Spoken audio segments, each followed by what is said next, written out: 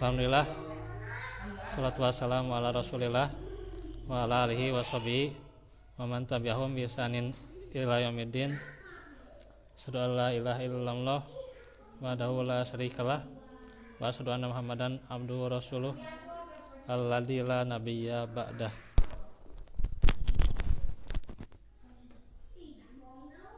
Alhamdulillah, lepas sesuatu ya. Di hari ini kita lanjut kembali tentang perkara-perkara keimanan, sambil tadi menunggu yang masuk ke Google Meet agak susah ya. Tahu jaringannya susah gampang lagi.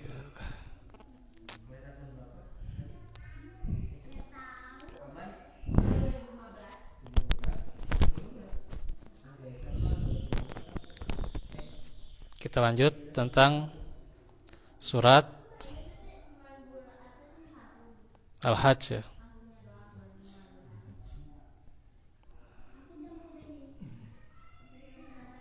Kalau nggak tulis ayatnya. A'udzubillahi minasyaitonir rajim. Wa idza tutla alaihim ayatuna bayyinatin ta'rifu fi wujuhil ladina kafarul munkar yakaduna yastuna bil ladina yatluna alaihim ayatina afaunabbikum bi khairim min dalikum bisyarrim afaunabbikum bi syarrim min dalikum annaru wa'adahumullahu alladina kafaru wa bi'sal masir.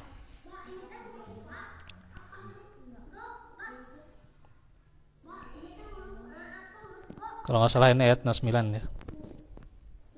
Dan apabila dibacakan di hadapan mereka ayat-ayat kami yang terang, niscaya kamu melihat tanda-tanda keingkaran pada muka orang-orang kafir itu. Hampir mereka menyerang orang-orang yang membacakan ayat-ayat kami di hadapan mereka. Katakanlah, apakah akan aku kabarkan kepadamu yang lebih buruk daripada itu, yaitu neraka. Allah telah mengancamkannya kepada orang-orang kafir, dan neraka itu seburuk-buruk tempat kembali. Dalam ayat ini dijelaskan bagaimana bahayanya kekafiran ya. Kekafiran yang dalam konteks ini adalah bagaimana merupakan tidak berimannya seseorang ya. Kafir lawan katanya iman ya. Artinya dia tidak beriman ya, kafir itu. Dan ini ancamannya bagaimana keingkaran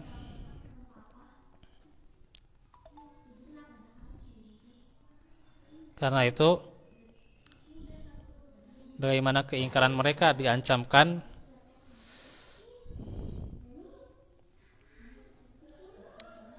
maka ditegaskan, apakah akan aku kabarkan kepadamu yang lebih buruk, yaitu neraka ya gitu. Karena jelas bagaimana itu yang tempat kembali seburuk-buruknya gitu. Bagi mereka yang tidak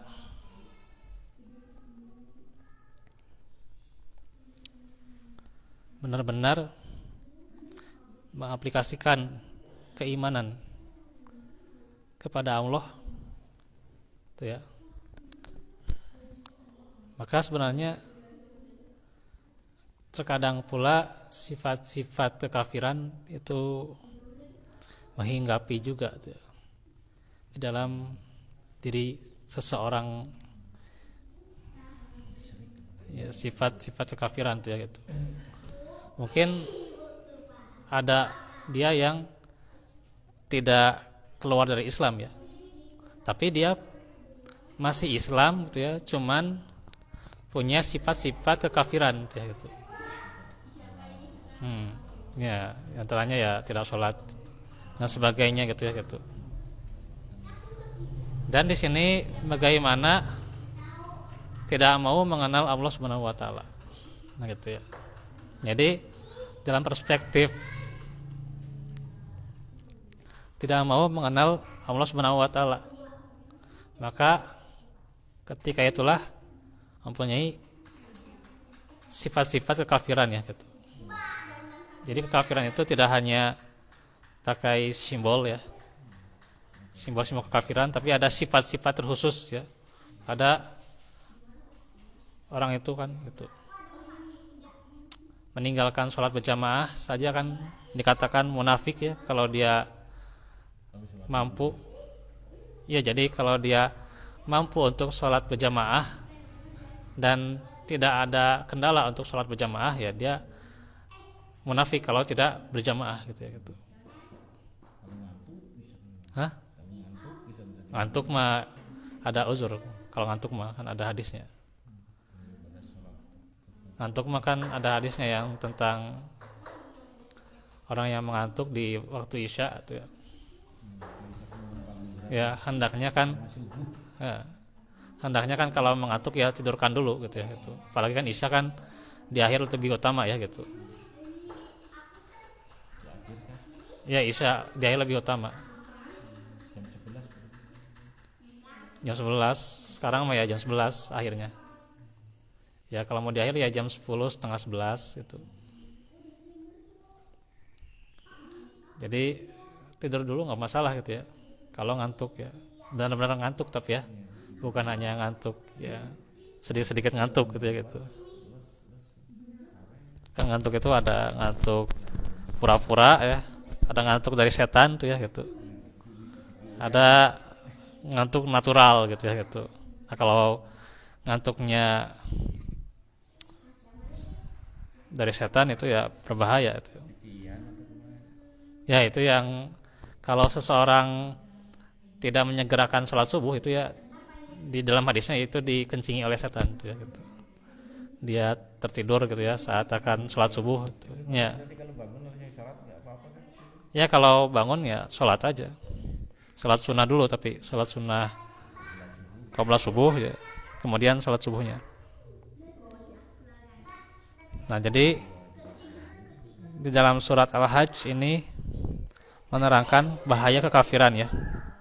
Dan diantaranya juga memperingatkan kita karena bisa jadi sifat-sifat kekafiran itu menghinggapi diri kita ya, atau melemahkan keimanan kita.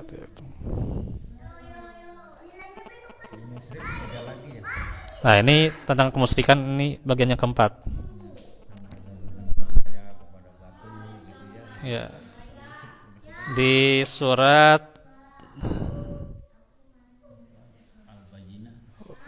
ya Al-Bayyinah bisa. Ini surat wa ma qadarullah haqqa qadrih wal ardu jami'an qabdatuhu. Surat Az-Zumar ya. Surat Az-Zumar. Wa qadar bukan yang itu Kak. Wa ma qadarullah haqqa qadrih wal ardu jami'an qabdatuhu yaumal qiyamati was samawati matwiyatum biyamini subhanahu wa ta'ala amma yusyrikun. Dan mereka tidak mengagungkan Allah dengan pengagungan yang semestinya, padahal bumi seluruhnya dalam genggamannya pada hari kiamat, dan langit digulung dengan tangan kanannya. Maha suci Allah, Maha suci Tuhan, dan Maha tinggi dari apa yang mereka persekutukan. Allah Subhanahu wa taala menerangkan bahwa mereka kaum musyrikin ya. Kaum musyrikin itu menyembah di samping dia menyembah Allah ada sembahan yang lain gitu. Jadi ada tandingan gitu ya. Ya, itu juga kemusyrikan kecil tuh. Kecilnya. Ya. Jadi itu kemusyrikan kayak gitu. Ya, itu juga berbahaya ya. Jadi menduakan Allah lah bahasanya. Tidak mengagungkan Allah dengan pengagungan yang semestinya. Bahkan mereka melakukan hal yang sebaliknya, yaitu mempersekutukan dengan sesuatu yang memiliki kekurangan, baik pada sifat maupun perbuatannya, tidak mampu memberikan manfaat, menimpakan bahaya, memberi atau menghalangi, dan sebagainya. Seperti yang terjadi pada patung atau berhala, mereka menyamakan makhluk yang memiliki kekurangan itu dengan Khalik pencipta, yang memiliki kesempurnaan dan keagungan, di mana di antara keagungannya adalah bahwa pada hari kiamat bumi seluruhnya dalam genggaman Allah dan langit dengan keadaan yang luas dan besar akan digulung dengan tangan kanannya. Namun demikian orang-orang musyrik itu tidak mengagungkan Allah dengan sebenar-benarnya dan berani untuk menyekutukannya. Nah itu ya. Nah itu untuk penjelasan hari ini tentang Marifatullah ya. Insyaallah nanti kita lanjutkan di kesempatan berikutnya. Barakallahu fikum. Subhanaka Allahumma wa bihamdika asyhadu an la ilaha illa anta astaghfiruka wa atubu ilaik. Rabbana atina min ladunka rahmah wa hab lana min amrina rasyada. Rabbana atina fid dunya hasanah wa fil akhirati hasanah wa qina adzabannar. Assalamualaikum warahmatullahi wabarakatuh.